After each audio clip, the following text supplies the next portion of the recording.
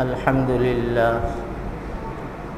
لله نحمده ونستعينه ونستغفره ونؤمن به ونتوكل عليه ونعوذ بالله من شرور أنفسنا ومن سيئات أعمالنا من يهده الله فلا مضل له ومن يضلله فلا هادي له ونشهد أن لا إله إلا الله وحده لا شريك له ونشهد أن سيدنا ونبينا ومولانا محمدا عبده ورسوله صلى الله عليه وعلى آله وأصحابه وأزواجه وذرياته أجمعين أما بعد فعن سلمان الفارسي رضي الله تعالى عنه قال خطبنا رسول الله صلى الله عليه وسلم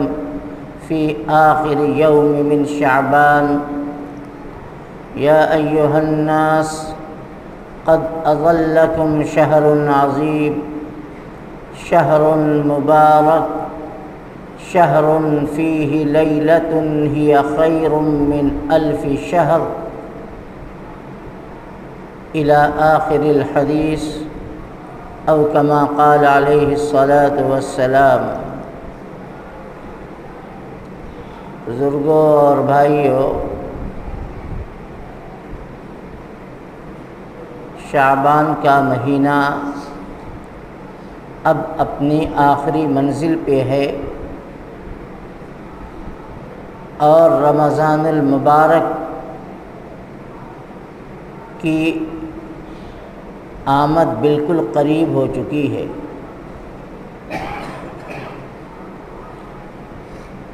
اللہ تعالیٰ نے ہم سب کی عمروں میں اتنی برکت عطا فرمائی کہ 11 مہینے کے بعد اب پھر ہم سب رمضان کے استقبال کے لیے تیار ہیں۔ اللہ تعالیٰ کی رحمت و مغفرت کا مہینہ ہے۔ رمضان المبارک کی جو فضیلتیں ہیں وہ آپ سب کے علم میں ہیں، بار بار سنتے ہیں۔ رسول اکرم صلی اللہ تعالی علیہ وسلم نے جو رمضان کے پہلے ایک صحابہ کے سامنے ایک خطبہ دیا تھا، یوں کہیے ایک تقریر فرمائی تھی، اور آپ کے بیان میں خاص طور سے رمضان المبارک کی اہمیت، اس کی برکت، اس کی رحمت اس میں بیان کیا گیا تاکہ ایمان والا اس کے لیے اپنے آپ کو تیار کر لے اور اپنی زندگی کا رخ بدل دے۔ اللہ کے رسول صلی اللہ علیہ وسلم کے صحابی حضرت سلمان فارسی رضی اللہ تعالی عنہ کے حوالے سے یہ حدیث بیان کی جاتی ہے۔ فرماتے ہیں کہ رسول اللہ صلی اللہ علیہ وسلم نے شعبان کی آخری تاریخ میں ہم نے ایک خطبہ دیا، ایک تقریر فرمائی۔ شعبان کی آخری دن، آخری تاریخ میں خطبے کا مضمون کیا ہے؟ آپ علیہ السلام نے فرمایا یا ایھا الناس قد اظلکم شہر عظیم، اے لوگو تمہارے اوپر ایک بڑا عظیم مہینہ اب آنے والا ہے۔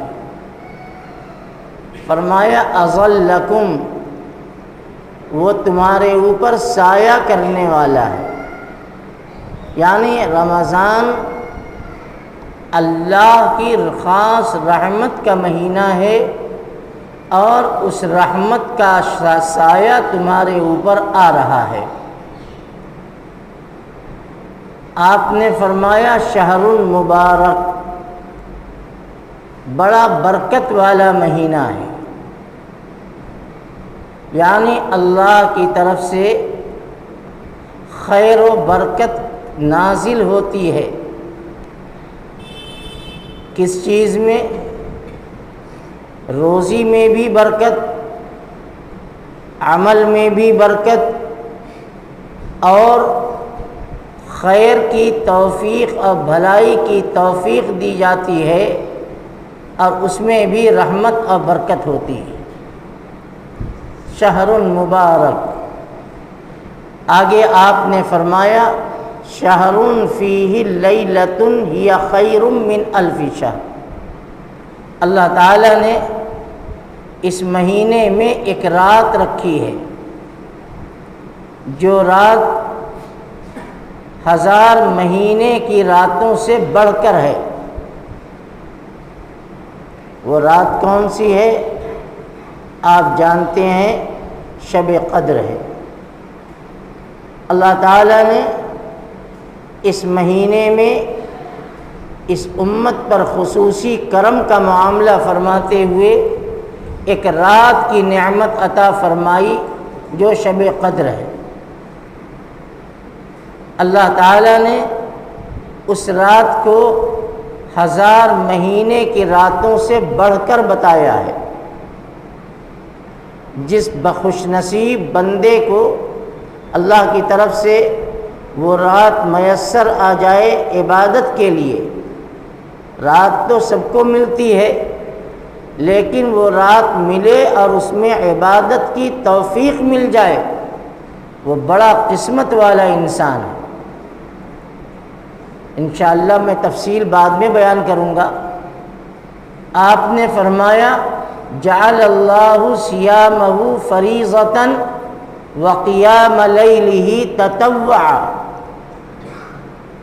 اللہ تعالیٰ نے اس مہینے کے روزے کو فرض کیا ہے، اور رات کی نماز کو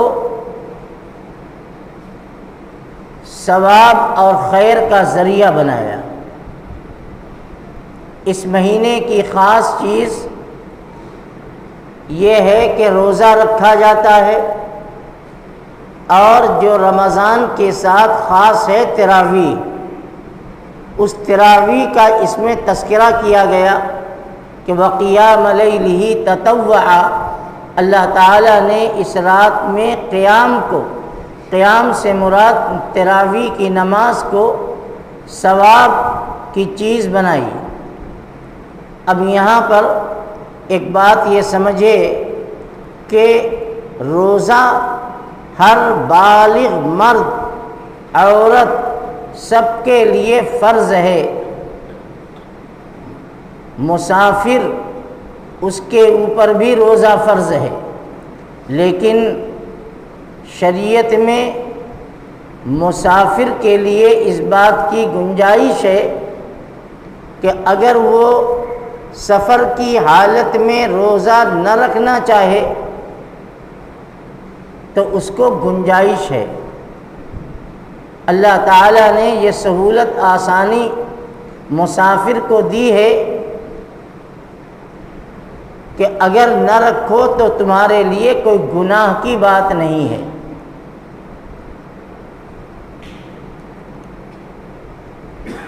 لیکن آگے اللہ تعالیٰ نے فرمایا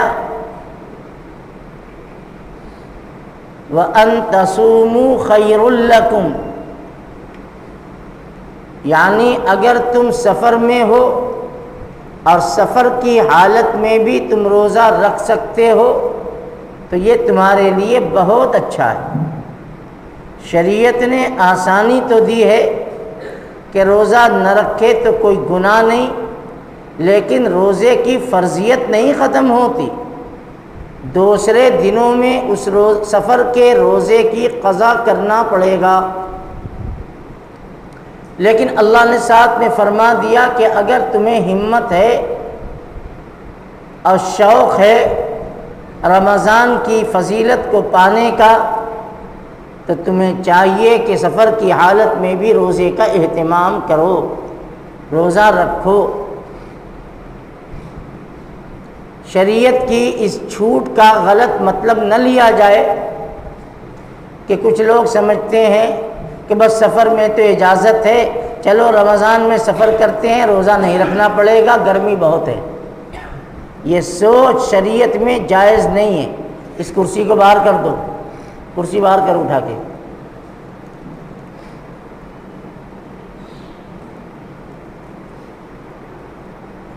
تو گنجائش کی بات ہے کہ سفر کی حالت میں روزہ کوئی نہ رکھے، لیکن کوئی آدمی تندرست ہے، طاقت والا ہے، جوان ہے، محنت کرتا ہے، تو اسے چاہیے کہ سفر کی حالت میں روزہ رکھے۔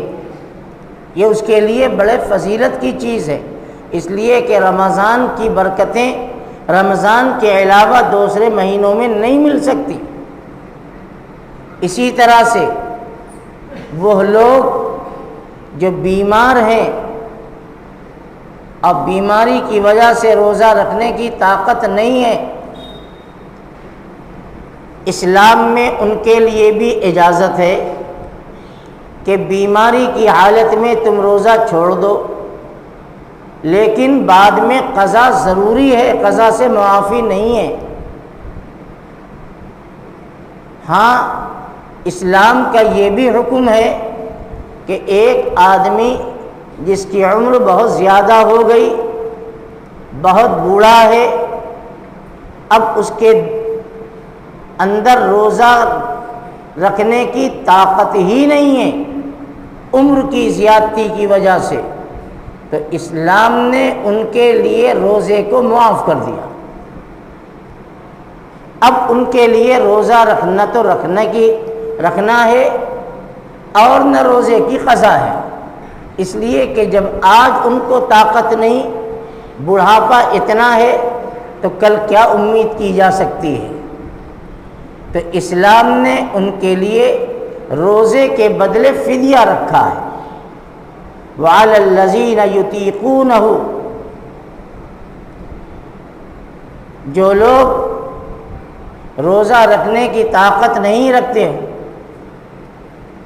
تو ان کا فدیہ ہے ایک غریب مسکین کو پیٹ بھر کے کھانا کھلانا۔ مسئلہ دھیان سے سنیے، بہت لوگ پوچھتے ہیں، یہ ان لوگوں کے پہلی بات یہ ان لوگوں کے لیے ہے جو نہ تو آج روزہ رکھنے کی طاقت رکھتے ہیں، نہ آئندہ ایسی امید ہے، بیماری اتنی خطرناک یا عمر اتنی زیادہ ہو چکی کہ اب آگے ان کے لیے امید نہیں ہے، تو شریعت نے ان کے لیے گنجائش دی، ففدیتہ طعام مسکین، کہ ایک مسکین کو پیٹ بھر کے کھانا کھلا دے، یہ ایک روزے کا فدیہ ہے۔ علماء نے اس کا حساب لگایا اور یہ فرمایا کہ ایسے لوگ جو روزہ نہیں رکھ سکتے، یا وہ لوگ جن کا روزہ چھوٹا ہوا تھا اور وہ دنیا سے چلے گئے، ان کا انتقال ہو گیا، ان کے اوپر روزہ تھا، تو ایسی شکل میں اسلام کا یہ حکم ہے کہ فدیہ دے، اور ایک روزے کے بدلے آسانی کے طور پر یہ سمجھو ایک صدقہ فطر، ایک روزے کے بدلے ایک صدقہ فطر، یعنی جو صدقہ فطر کی رقم ہوتی ہے،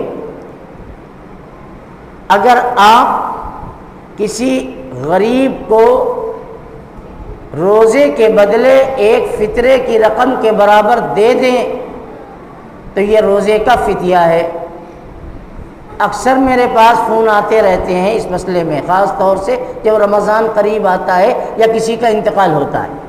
اس لیے میں سب کے سامنے یہ بیان کرتا ہوں، اور احتیاطی طور پر ایک فطرے کی قیمت 50 روپیہ. صحیح قیمت تو میں آخر میں بتاؤں گا آخری جمعے میں، لیکن احتیاطی یہ سمجھ لو کہ جن کا روزہ چھوٹ چکا ہے اور وہ دنیا سے چلے گئے، یا اتنے بوڑھے مریض بیمار اور کہ آپ ابھی بھی نہیں رکھ سکتے. کیا کر رہے ہو بھائی تم لوگ؟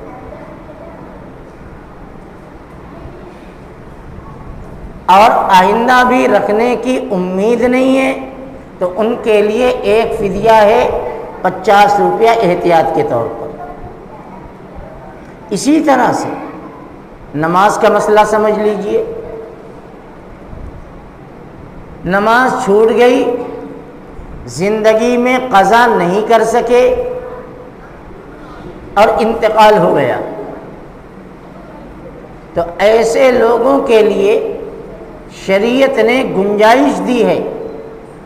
اگر دو مسئلہ ہے، دو شکل یہاں پر، اسے دھیان سے سنیے. اگر انہوں نے اپنے انتقال سے پہلے اپنے بچوں کو یہ وصیت کی تھی، کیا ہو رہا ہے جی؟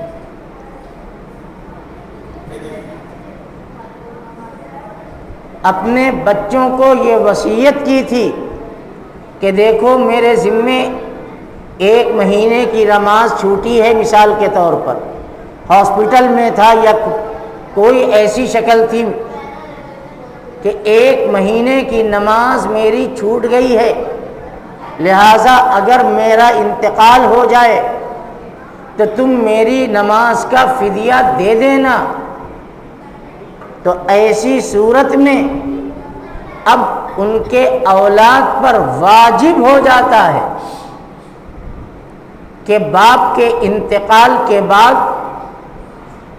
ان کے مال سے سب سے پہلے ان کی عبادت کے ان فدیوں کو ادا کیا جائے، اس کے بعد ترکہ تقسیم کیا جائے. یا اتنی رقم، اس لیے کہ باپ تھے، ساری ملکیت ان کی تھی، بھلے کچھ نہ کرتے ہوں لیکن مالک وہ تھے، اور وہ یہ وصیت کر رہے ہیں کہ دیکھو میری زندگی میں فلاں وقت بیمار ہو گیا تھا، ہاسپٹل میں چلا گیا تھا، یا اب میری نماز اتنی چھوٹ گئی، میرا روزہ اتنا چھوٹ گیا ہے، تم اس کا فدیہ دے دینا. تو اب اولاد کے لیے، وارث کے لیے ضروری ہے کہ پہلے انتقال کے بعد ان کی کل پونجی میں سے اتنی رقم جو بنتی ہے اسے الگ کر لیا جائے اور اسے مستحق کو ادا کر دیا جائے. اور اگر اولاد نے یہ نہ کیا تو اولاد گنہگار ہوگی، اللہ کے یہاں پکڑی جائے گی. دوسری شکل یہ ہے کہ انتقال کے وقت والد نے کوئی وصیت نہیں کی، کچھ نہیں کہا کہ میرا اتنا روزہ، میری اتنی نمازیں چھوٹی ہوئی ہیں، تم اس کا فدیہ دے دینا، کچھ کہا نہیں، اور انتقال ہو گیا. یا ایسا حادثہ ہو گیا کہ اچانک انتقال ہو گیا، ہارٹ فیل ہو گیا، خدا نخواستہ ایکسیڈنٹ ہو گیا، کوئی اچانک ہو گیا اور ہمیں معلوم ہے، تو ایسی شکل میں اب اولاد کا یہ اخلاقی فریضہ ہے، اب واجب نہیں، اولاد کا اخلاقی فریضہ ہے کہ اپنے والد سے یا والدہ سے یا بھائی سے اگر محبت اور تعلق ہے تو اب اپنی طرف سے اپنے والد والدہ یا جن جو ہیں ان کا فدیہ ادا کر دیا جائے. یہ اخلاقی چیز ہوئی، واجب نہیں ہوئی، اس لیے کہ انہوں نے وصیت نہیں کی. کرنا چاہیے، اور اللہ تعالیٰ کی رحمت سے یہ امید ہے کہ اگر انتقال کے بعد اولاد نے یہ کام کر دیا یعنی فدیہ دے دیا تو انشاءاللہ اللہ کے یہاں ان کا معاوضہ اٹھ جائے گا. یہ اللہ کی رحمت اور اللہ کی ذات سے امید ہے. تو یہ ضروری مسائل ہیں. اور نماز کا فدیہ بھی اتنا ہی ہے جتنا ایک روزے کا فدیہ ہے، یعنی ایک فطرہ. تو اگر مثال کے طور پر ایک مہینے کی نماز چھوٹی ہے، نماز نہیں پڑھا کسی بھی وجہ سے، تو ایک دن کی 6 نماز کا حساب لگایا جائے گا. 5 تو فرض اور 1 وتر، یہ 6 نمازیں ہو گئیں. اب ایک مہینے کی چھٹی ہے تو 180 نمازیں ہو گئیں. اور 180 نماز کا اگر میں نے بتایا 50 روپیہ کے حساب سے فدیہ دیا جائے گا تو 18 پنجے 90 9,000 بنتا ہے. تو اسلام میں اس طرح کی آسانی اور گنجائش دی گئی ہے، لیکن اس گنجائش کا ناجائز فائدہ نہ اٹھایا جائے. اپنی طرف سے پوری کوشش ہو، آگے اللہ کی مرضی. اگر اللہ کی طرف سے یہی منظور تھا کہ ہم رکھنے کے روزہ قابل نہیں بنے اور آئندہ امید نہیں ہے، اللہ دیکھ رہا ہے، حالات اسی کی طرف سے آئے ہیں، وہ معاف کرے گا. لیکن شریعت کے قانون کے اعتبار سے فدیہ دینا ہے. اور میت کے جو مال ہیں جن کو میں نے ترکہ کہا، ان کے ترکے میں سے دینا چاہیے. آج بہت سے لوگ اس مسئلے میں غافل ہیں، دھیان نہیں. بس یہ سمجھے کہ باپ کی آنکھ بند ہوئی، ماں کی آنکھ بند ہوئی، بس کیا ہے لے آؤ سب بانٹ لو. کچھ اخلاقی فرض بھی تو بنتا ہے کہ یہ ہمارے ماں باپ نے ہمارے لیے اتنا کچھ کیا ہے، چھوڑا ہے، تو کم سے کم ہم بھی ان کے لیے کچھ کر کے دکھا دیں. اس کی کوئی فکر نہیں ہے، بس جو ہے میرا ہے. اب اسے تقسیم کر لو اور تقسیم میں پھر جھگڑا شروع، برائی شروع. ایسا نہیں ہونا چاہیے. یہ سوچو کہ آج ہم اپنے باپ کے چھوڑے ہوئے یا اپنے ماں کے چھوڑے ہوئے مال سے فائدہ اٹھا رہے ہیں. اگر ہم اپنے بڑوں کے لیے کچھ کریں گے تو کل ہم بھی تو اسی منزل میں آئیں گے. کل ہمارے اوپر بھی تو یہ دن آئے گا، ہم بھی باپ بنیں گے، ہم بوڑھے ہوں گے، ہم دنیا سے جائیں گے. تو اگر ہم نے اپنے بڑوں کے لیے کیا تو ہمارے چھوٹے بھی ہمارے لیے یہ کریں گے انشاءاللہ. اس لیے میرے بھائیوں، ان چیزوں پر بہت خاص نظر ہونی چاہیے. آج بھی موقع ہے، سمجھو، غور کرو کہ ہمارے ماں باپ، ہمارے بڑے دنیا سے گئے تو ان کے لیے ہم کیا کر سکتے ہیں. اس لیے کہ آج اگر اللہ نے کسی کو نواز دیا، دولت دے دی، کاروبار دے دیا، یہ سمجھو کہ انہی بڑوں کی دعاؤں کا اثر ہے. یہ انہی کی دعاؤں کا صدقہ ہے کہ ہم ترقی کر رہے ہیں. اور پھر ہم انہی کو بھول جائیں، ہم انہی کو فراموش کر جائیں اور پائی پائی کا حساب لے کر کے آپس میں جھگڑا شروع کر دیں وراثت اور ترکے کے معاملے میں. یہ انتہائی گری ہوئی چیز، یہ ذہن نہیں ہونا چاہیے. بہرحال یہ ایک درمیان کی مسئلے کی بات تھی، تو میں نے عرض کر دیا کہ ان چیزوں پہ اللہ تعالیٰ نے روزے مسلمان کے لیے جو اس منزل پہ پہنچ جائیں، اللہ تعالیٰ نے ان کے لیے روزہ نہ رکھنے کی چھوٹ دی ہے.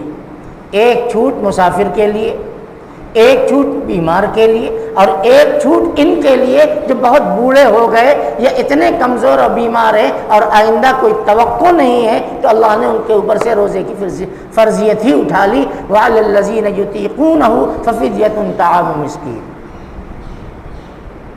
تو اللہ تعالیٰ نے اپنی رحمت سے ہمیں یہ مبارک مہینہ اب ہمارے لیے بہت نزدیک کر دیا. تو ایک تو روزہ، آگے فرمایا وَقِيَامَ لَيْلِهِ تَطَوَّعًا. اللہ تعالیٰ نے رمضان کی برکت سے اس میں ایک خاص عبادت رکھی ہے جو رمضان کے علاوہ کبھی نہیں کی جا سکتی. اور وہ عبادت ہے تراویح کی۔ تراویح سب جانتے ہیں آپ، اور الحمدللہ ہمارے پورے علاقے میں تراویح کے اہتمام اور پابندی کا مزاج بھی ہے، تو اس سلسلے میں ہمیں کچھ زیادہ کہنا نہیں ہے، اللہ کی توفیق سے مزاج بنا ہوا ہے۔ ہاں ہمیں ایک بات کہنا ہے تراویح سے متعلق، وہ یہ ہے کہ اب آہستہ آہستہ حافظ قرآن کا ایک مزاج بن رہا ہے کہ ہم کتنا جلدی ختم قرآن کر سکتے ہیں، اور قرآن سے فارغ ہو جائیں۔ یہ سوچ اچھی نہیں ہے۔ پہلے ایک آدمی، دو آدمی بس وہ تھوڑا جلدی ختم کر دیتے تھے، اور اس لیے ختم کرتے تھے کہ ان کی حیثیت استاذ کی تھی۔ غور سے سنو جو حافظ موجود ہیں، وہ استاذ کی حیثیت رکھتے تھے، اور جلدی ختم کرنے کا مقصد ان کا یہ ہوتا تھا تاکہ ہم اپنے قرآن سے فارغ ہو کر اپنے چھوٹوں کا قرآن سنیں، اپنے شاگردوں کے پیچھے کھڑے ہو کر ان کا قرآن سنیں کہ وہ کیسے پڑھتے ہیں اور کیسا پڑھتے ہیں، یہ مقصد ہوتا تھا۔ اب ان چھوٹے چھوٹے بچوں نے، میرے سامنے تو بچے ہی ہیں یہ سب، ان بچوں نے کمپٹیشن شروع کر دیا کہ ہم بھی 5 دن میں ختم کر سکتے ہیں، ہم بھی 6 دن میں ختم کر سکتے ہیں، ہفتے 8 دن 7 دن، اور عشرے میں تو 80% لوگ فارغ ہو جاتے ہیں۔ اس سوچ کو بدلیے، یہ ٹھیک نہیں، اس لیے کہ سیدھی بات ہے کہ جو لوگ 5-7 دن میں قرآن ختم کرنے کا مزاج بنا کے چلتے، وہ قرآن کی تلاوت کا حق ادا نہیں کر سکتے، اس لیے کہ انہیں جلدی ہے کہ ہمیں 1.5 گھنٹے میں 5 پارے سنانے ہیں، 20 رکعت میں 5 پارے پڑھنے ہیں، اور 1.5 گھنٹے میں تراویح ختم کرنی ہے۔ اب آپ بتائیے کہ ہم بھی ہوں گے اس جگہ پر تو کیا صحیح قرآن پڑھ پائیں گے؟ اس لیے کہ جلدی ہے، ہر 2 رکعت پر گھڑی دیکھتے ہیں کہ کئی منٹ میں ختم ہوئی، یعنی اب ہمارا قرآن اور ہماری تراویح گھڑی دیکھ کے ہوتی ہے، تو اس کو ایک رسم کی حیثیت ہم نے دے دیا اور عبادت کی روح نکل گئی۔ اس لیے میرے بھائیوں، خاص طور سے وہ حفاظ جو قرآن سنائیں گے تراویح میں، اس بات کا لحاظ رکھیں، اور اگر آپ بہت اطمینان سے پڑھیں گے، رات کا 11:30 12 بج جائے گا، لوگ کہیں گے حافظ صاحب بڑی دیر میں ختم کرتے ہیں آپ، تو وہ ہو نہیں سکتا۔ پڑھنا ہے گھڑی دیکھ کے اتنی دیر میں، تو کیوں نہ مقدار گھٹا دی جائے اور کچھ زیادہ دنوں تک پڑھ لیا جائے، یہی سب سے اچھی شکل ہے۔ اور یہ رواج ہمارے محلے میں اور ہمارے شہر میں ہی ہے۔ میں تو ہندوستان کے آدھے ہندوستان میں گھومتا ہوں، اور ہر جگہ ہر موضوع سے متعلق میں لوگوں سے باتیں کرتا ہوں، اکثر جگہ پر یہ مزاج آج بھی بنا ہوا ہے 25 26 28 تک ختم کرنے کا، یعنی روز ایک بار۔ اب بڑی اچھی سوچ ان کی ہے کہ جب ہمیں پورا مہینہ قرآن پڑھنا ہے تو ہم کیوں 5-6 دن میں ختم کریں، ہم اطمینان سے پڑھیں گے، ایک پارہ پڑھیں گے، سوا پارہ پڑھیں گے، اور 25-26 تک لے جائیں گے۔ بہت سے شہروں میں نے معلوم کیا، باتیں کی، ابھی میرا سفر کئی جگہ ہوا تو بتاتے ہیں کہ بس یہاں یہی معمول ہے، یہی ماحول ہے۔ تو اس لیے میرے بھائیوں، خاص طور سے حافظ لوگ اس کو ذرا غور کرو، اور قرآن کو اچھا پڑھو، ترتیل کے ساتھ پڑھو، اور اگر چند دن بڑھتی لگ جائے تو بڑھتی لگا دو، اس لیے کہ یہ رسمی چیز نہیں ہے، یہ خدا کی بہت بڑی عنایت اور مہربانی ہے۔ اب بہت تقدیر اور قسمت کی بات ہے کہ اللہ آپ سے پڑھواتا ہے اور آپ پڑھتے ہیں۔ کوشش کرو کہ قرآن کا حق ادا ہو، ورنہ حقیقت تو یہ ہے کہ کون قرآن کا حق ادا کر سکتا ہے، لیکن اپنی طرف سے کوشش تو ہو۔ اتنا تو ہم کر سکتے ہیں کہ جتنا اچھا پڑھ سکیں سکون اور اطمینان کے ساتھ اتنا اچھا پڑھیں۔ یہ مزاج بدلنے کی ضرورت ہے۔ پہلے مساجد کے اندر یہ ہوتا تھا کہ مسجدوں کے اندر 26-27 کو، میں اپنے محلے کی مسجد بتا رہا ہوں، پہلے یہی تھا، اخیر تک قرآن پڑھا جاتا تھا۔ اب ایک مسجد 2 مسجد کو چھوڑ کر ہر جگہ 10, 11, 12, 13 تک فارغ ہو گئے، پھر سورج تراویح شروع، اور پھر ہم اتنے چست ہیں اور اتنے دیندار ہیں کہ ہنسی آتی ہے کہ پھر لوگ یہ تلاش کرتے ہیں کہ کہاں سورج تراویح ہے۔ اگر ان کو آدھا پونا کلومیٹر بھی جانا پڑے گا تو کہتے ہیں کہ وہاں چلو، وہاں جلدی ختم ہوتی ہے، وہاں سورج تراویح چل رہی ہے۔ یہ مزاج ہے۔ میں یہ نہیں کہتا کہ یہ غلط ہے، غلط نہیں ہے، مزاج یہ سوچ، یعنی یہاں تو 1.5 پارہ حافظ صاحب پڑھیں گے، ٹائم لگے گا، وہاں تو 25 منٹ میں فارغ ہو جائیں گے، چلو اتنا دور چلنا گوارا ہے، بس یہ ہے کہ وہاں 25 منٹ میں تراویح ختم۔ یہ سب ہماری سستی غفلت کی بات ہے۔ آپ پڑھ سکتے ہیں، منع نہیں ہے، سورہ تراویح میں اگر آپ نے اپنا قرآن ختم کر لیا ہے کہیں پڑھ سکتے ہو، لیکن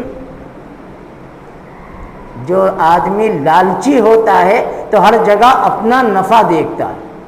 ہم دین کے لالچی بن جائیں کہ ہم یہ دیکھیں نفع کہاں زیادہ ہے، تو انشاءاللہ اس سے بہت اچھا ہوگا، بہت اچھا ہو جائے گا۔ بہرحال یہ چند باتیں تھیں رمضان سے اور تراویح سے متعلق، میں نے عرض کر دیا آپ کے سامنے، میرا وقت بھی مکمل ہو گیا، باقی باتیں انشاءاللہ ابھی آپ کے سامنے آتی رہیں گی۔